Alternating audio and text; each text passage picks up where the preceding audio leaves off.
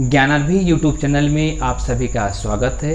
आज की इस वीडियो में हम आपको नर जनन तंत्र के बारे में बताएंगे। पिछले वीडियो में हमने आपको मानव जनन तथा मानव जनन तंत्र के बारे में बताए थे। पिछली वीडियो आपने नहीं देखा है तो डिस्क्रिप्शन बॉक्स में लिंक दे दिया गया है, वहां से जाकर आप देख सकते हैं। चैनल पर नए हैं तो चैनल को सब्सक्राइब कर लीजिए, बेल आइकन को प्रेस कर दीजिए, जिससे समय समय पर आपको नोटिफिकेशन प्राप्त होता रहे। वीडियो को लाइक करिए, अपने दोस्तों में से शेयर कर दीजिए। हम अपने वीडियो को आगे बढ़ाते हुए आपको नर जनन तंत्र के बारे में जानकारी देने जा रहे हैं।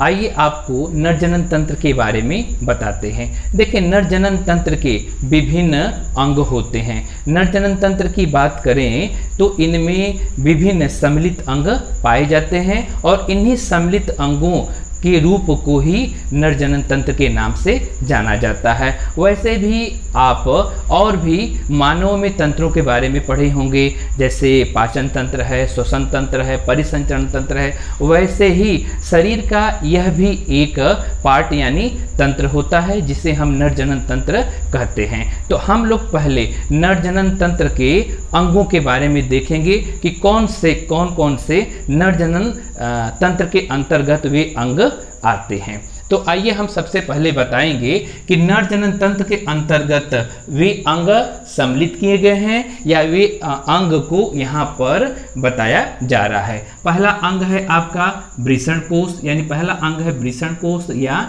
स्क्रूटम कहा जाता है। दूसरा अंग है एक जोड़ी वृषण या टेस्टिज है।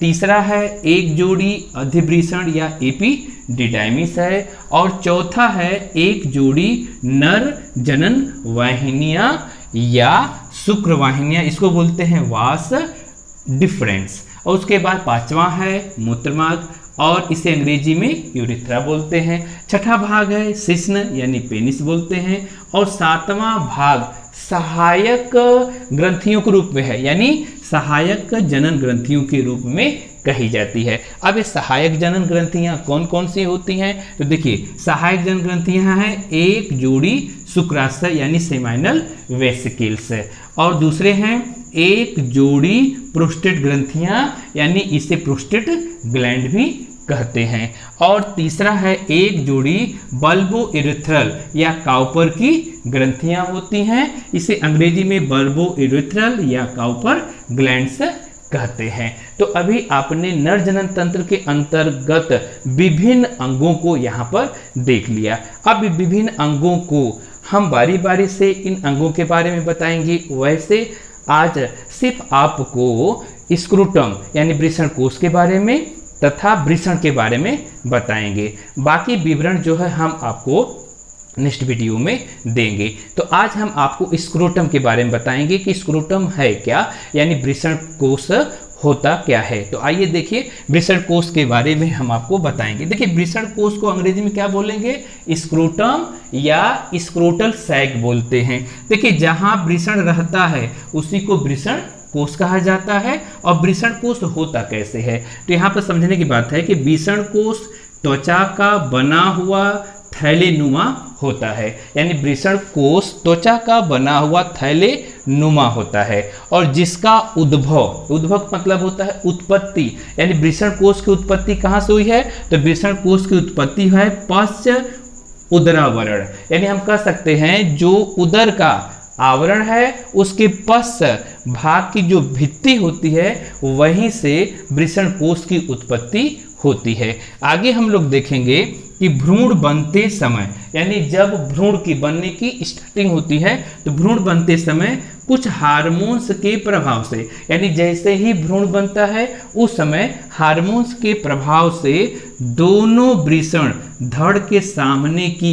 ओर, यानी दोनों वृषण धड़ के सामने की ओर तथा शिश्न के आधार पर, अगर देखा जाए तो शिश्न के आधार पर दोनों टांगों के बीच में उतर आते हैं। तो यहाँ पर आपने अभी स्क्रोटम के बारे में देखा और स्क्रोटम के बारे में एक और जानकारी हम आपको दे रहे हैं जो नोट के रूप में यहाँ पर हमने लिखा है। देखिए, इनमें समझने की बात है कि स्क्रोटम जो एक थैलेनुमा संरचना है और इस स्क्रोटम के अंतर्गत टेस्टिस यानी वहाँ उपस्थित रहता है, यानी टेस्टिस के ऊपर यह खोल का रूप लेता है, यानी एक आवरण की तरह कार्य करता है। तो पहले हम स्क्रोटम के बारे में कुछ और जानकारियां देखते हैं कि स्क्रोटम के बारे में और क्या बताया गया है। देखिए, वृषण कोश को तापमान शरीर के तापमान से अगर देखा जाए कि वृषण कोश का जो तापमान होता है, यानी वृषण कोश का जो तापमान है शरीर के तापमान से 3 डिग्री सेल्सियस कम होता है, यानी वृषण कोश का तापमान शरीर के तापमान से 3 डिग्री सेल्सियस कम होता है। क्यों कम होता है? जो कि शुक्राणुओं को, अब यहाँ पर समझने की बात है कि जो कि शुक्राणुओं के परिपक्वन के लिए उपयुक्त होता है, यानी यहाँ पर हमको ये समझने की बात है कि स्क्रोटम का जो तापमान होगा शरीर के तापमान से 3 डिग्री सेल्सियस कम होगा। क्यों कम होगा? क्योंकि वहाँ पर शुक्राणुओं का जो मैच्योरेशन होता है, यानी शुक्राणुओं का परिपक्वन होता है, या कह सकते हैं शुक्राणु को पूरी तरह से विकास कर चुके, उसके लिए ही स्क्रोटम का तापमान कम कर दिया जाता है, ये नहीं हमारी बॉडी ही यह करती है। तो यह समझने की बात है कि शुक्राणुओं के परिपक्वन के लिए उपयुक्त होता है, अतः यह ताप नियामक का भी कार्य करता है। तो यहाँ पर देखा जाए कि स्क्रोटम जो होता है ताप नियामक की तरह कार्य करता है। तो अभी हमने आपको स्क्रोटम यानी वृषण कोश के बारे में बताया, और वृषण कोश की एक महत्वपूर्ण जानकारी होती है कि शरीर के तापमान से वृषण कोश का जो तापमान होता है 3 डिग्री सेल्सियस कम होता है। ये अक्सर एग्जाम में पूछा जाता है। अब हम आपको टेस्टिस के बारे में बताएंगे, यानी वृषण के बारे में बता रहे हैं। देखिए, वृषण क्या है? वृषण को देखिएगा कि नर में लगभग 4 से 5 सेंटीमीटर, यानी ध्यान देखिएगा कि वृषण जो होता है नर में लगभग 4 से 5 सेंटीमीटर लंबे, 2.5 सेंटीमीटर मोटे और 20 से 25 ग्राम भार वाले, यानी यहाँ सीधे देखें भार कितना है, 20 से 25 ग्राम भार है। और कलर क्या है? गुलाबी। और ध्यान रखें गुलाबी कलर के यानी गुलाबी रंग के 2 अंडाकार वृषण, यानी 2 अंडाकार वृषण होते हैं।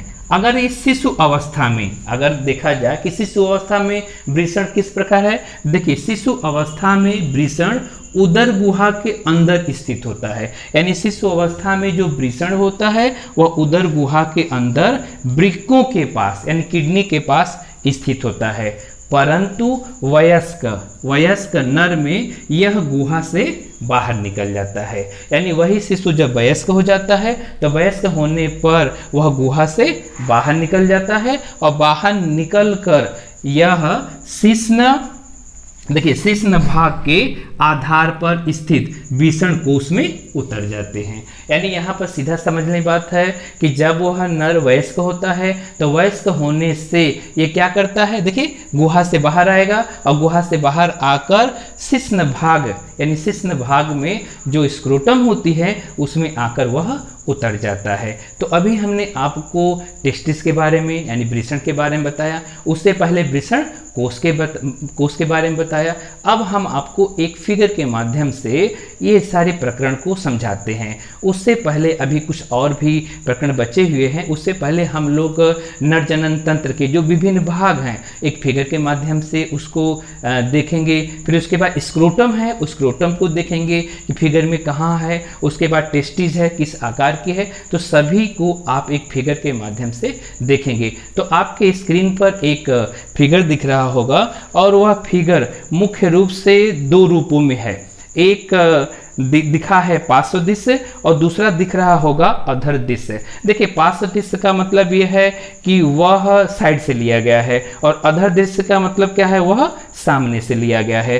तो आप पहला फिगर देखिए, यानी पार्श्व दृश्य वाला फिगर जब आप देखेंगे तो पार्श्व दृश्य वाले फिगर में आप सबसे नीचे पाएंगे वृषण कोश। देखिए वृषण कोश यानी एक कवर के रूप में बताई गई है और वृषण कोश के अंदर ही वृषण है, यानी वहाँ आपके स्क्रीन पर दिख रहा होगा कि वहाँ पर वृषण लिखा हुआ है, वृषण कोश लिखा हुआ है, ये आप देखेंगे। फिर उसके बाद जहाँ वृषण लिखा हुआ है, वृषण से ठीक ऊपर चलेंगे तो अधिवृषण है, और अधिवृषण के अलावा आगे देखेंगे तो मूत्रमार्ग है, फिर शिश्न है, प्रोस्टेट ग्रंथि है, सब फिगर में आपको दिख रहा है। शुक्रवाहिनियाँ है, मूत्राशय है, शुक्राशय है, आदि सभी दिख रहा है। अगर आप उसी फिगर को अधर भाग से देखेंगे तो अधर भाग में भी आप देख सकते हैं कि जो सबसे नीचे है जहां आपको वृषण दिख रहा है, फिर वृषण में ही आपको कुछ अधिवृषण दिख रहे होंगे। देखिए अधिवृषण जो दिखाई दे रहा है, अधिवृषण के अलावा आपको शिश्न दिख रहा है, शिश्न में जो मूत्रमार्ग के पार्ट हैं। फिर ऊपर आप जब चलेंगे तो ऊपर शुक्रवाहिनी दिखाई दे रही होगी जो नली के रूप में है, ठीक उसके ऊपर मूत्रवाहिनी दिखाई दे रही है। उसके बाद हम लोग देखेंगे तो ठीक उसके बगल में शुक्राशय है, शुक्राशय से नीचे प्रोस्टेट ग्रंथि है, प्रोस्टेट ग्रंथि से नीचे बल्बो यूरेथ्रल या काउपर ग्रंथि है, और उसके नीचे आएंगे तो मूत्रमार्ग, वृषण आदि हम लोग को देख रहे हैं। तो आपको यहाँ पर सीधे देखना है कि स्क्रोटम क्या है। तो स्क्रोटम को आप पहले फिगर के रूप में देखिए। देखिए पहले फिगर में वृषण कोष दिया है, तो वृषण कोष एक थैले नुमा दिखाई दे रहा है और उसी थैले के अंदर वृषण स्थित है। अब वृषण को देखेंगे तो वृषण की लंबाई है, चौड़ाई है और मोटाई, ये सारी चीजें जो है फिगर में दिख रही है। तो अभी हमने आपको एक फिगर के माध्यम से समझाने की कोशिश किए हैं। अब हम लोग चलेंगे कि वृषण की संरचना के बारे में, यानी वृषण के आवरण के बारे में कि वृषण का आवरण कैसा होता है। तो आइए देखिए कि वृषण के बाह्य आवरण, अगर हम वृषण की संरचना को देखें तो संरचना किस रूप में देखेंगे, यानी वृषण को जब देखेंगे तो गोली संरचना है, तो गोली संरचना में एक आवरण पाया जाता है जिसको बोलते हैं बाह्य आवरण। तो वृषण के बाह्य आवरण कैसे होते हैं, तो देखिए वृषण के एक मोटे त्रिस्तरीय यानी लेयर पाई जाती है। यहाँ समझने की बात है कि वृषण के ऊपर एक मोटे त्रिस्तरीय लेयर पाई जाती है या त्रिस्तरीय कवर से वृषण ढका होता है। तो त्रिस्तरीय कवर से जब वृषण ढका होता है तो उसे क्या बोलते हैं, ट्यूनिकी कहते हैं। यानी यहाँ पर सीधा समझना है कि वृषण के ऊपर 3 स्तरीय लेयर पाई जाती हैं और इसी लेयर को हम नाम देते हैं ट्यूनिका। अब ये तीनों लेयरों का नाम क्या क्या है, आइए देखिए। देखिए ये 3 स्तरीय जो लेयर होते हैं वह निम्नलिखित है।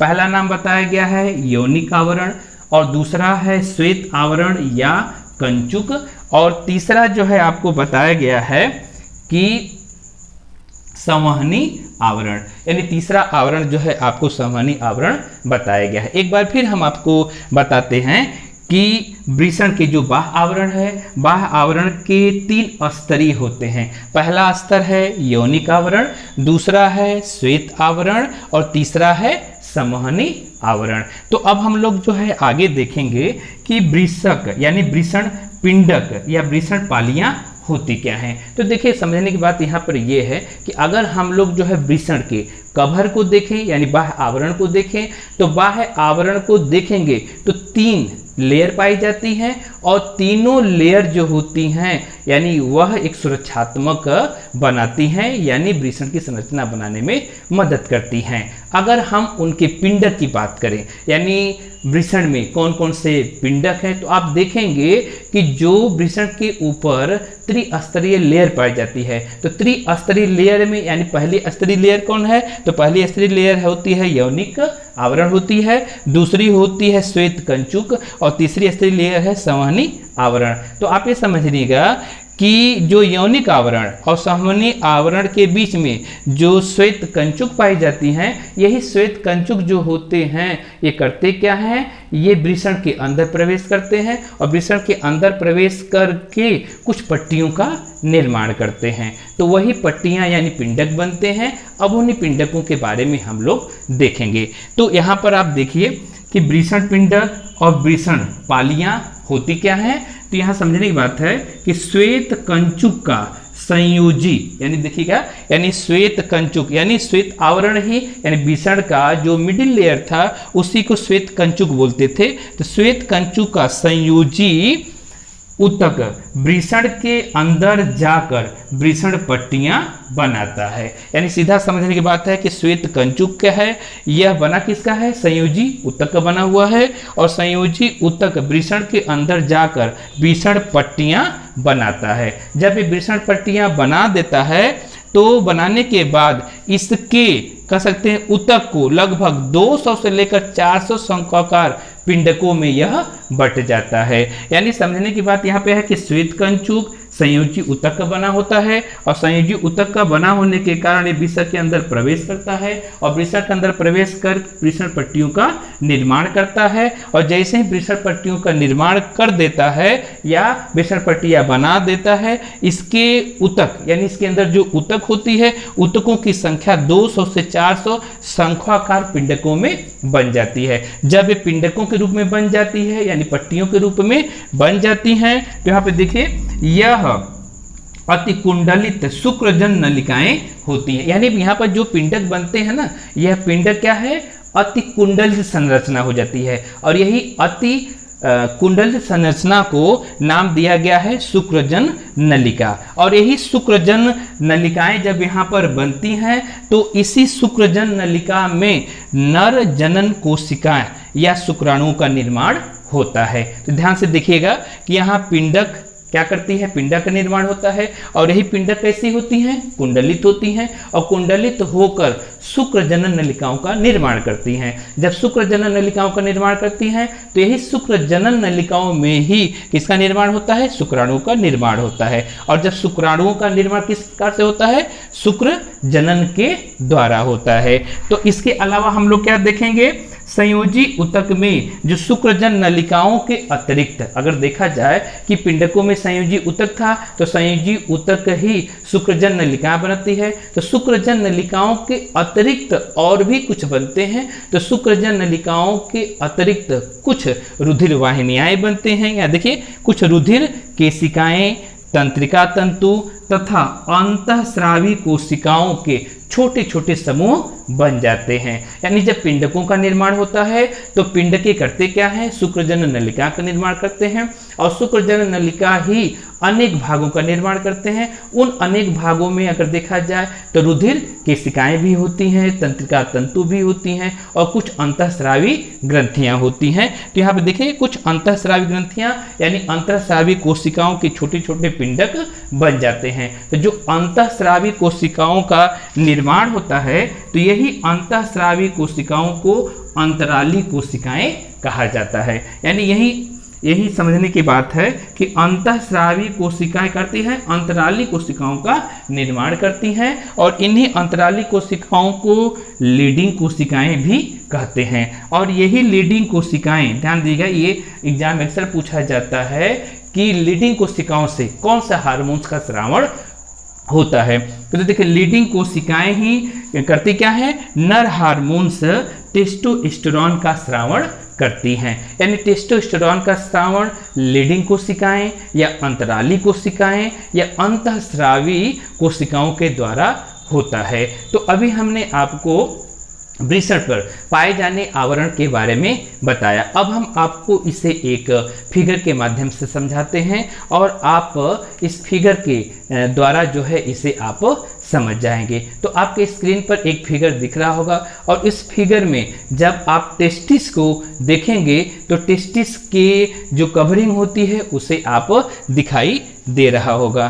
तो आप देख रहे हैं स्क्रीन पर कि एक आपके टेस्टिस का भाग दिखाई दे रहा होगा और जब स्क्रीन का मतलब टेस्टिस का भाग दिखाई दे रहा होगा तो उस भाग को अगर हम लोग देखें यहाँ पर तो कुछ कवरिंग दिखाई दे रही होगी और कवरिंग दिखाई देने के बाद कुछ अंदर नलिकाएं दिखाई दी होंगी। देखिए महीन महीन नलिकाएं हैं जिसे शुक्रजन नलिकाएं कहते हैं और शुक्रजन नलिकाएं जो होती हैं क्या करती हैं, शुक्राणु का निर्माण करती हैं। और यही शुक्रजन नलिकाएं जो होती हैं अतिरिक्त यानी कह सकते हैं अन्य कोशिकाओं का निर्माण होता है और अन्य कोशिकाओं में अंतराली कोशिकाएं भी बनती हैं और अंतराली कोशिकाएं यानी इसी को बोलते हैं लीडिंग सेल। तो आपने अभी स्क्रीन पर जो फिगर दिखाई दे रहा था उस फिगर को आपने देख लिया। तो हमने अपने इस वीडियो में आपको नर जनन तंत्र के अंगों के बारे में बताया और उस अंगों में दो मुख्य अंगों के बारे में विवरण दिया, जैसे स्क्रोटम के बारे में तथा टेस्टिस के बारे में। अगले वीडियो में हम आपको इन अन्य अंगों के बारे में भी बताएंगे। तब तक के लिए आप सभी को धन्यवाद।